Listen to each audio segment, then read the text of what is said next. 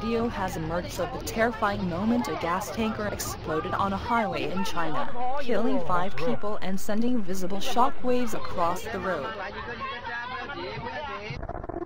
People were filmed desperately trying to escape as smoke billowed from a tanker that had overturned on the major motorway in central China's Hunan province on Saturday.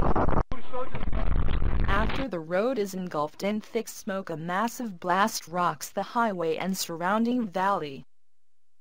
5 people, including 3 firefighters, were killed in the explosion. 2 fire trucks and 5 other vehicles were destroyed.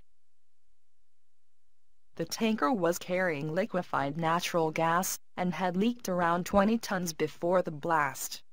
The tanker was still burning on Sunday afternoon.